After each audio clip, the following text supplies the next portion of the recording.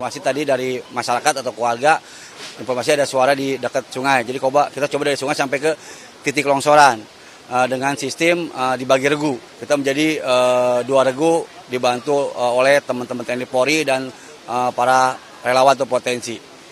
Informasi tadi pagi subuh itu 1 korban diangkat, informasi luka-luka. Saya dibawa ke rumah sakit untuk penanganan lebih lanjut. Nah yang ini informasi masih ada 4 lagi.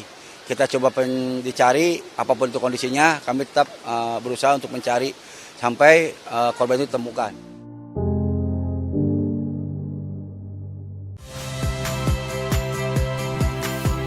Saya Iriana Mardanus, saksikan program-program Kompas TV melalui siaran digital, pay TV, atau media streaming lainnya.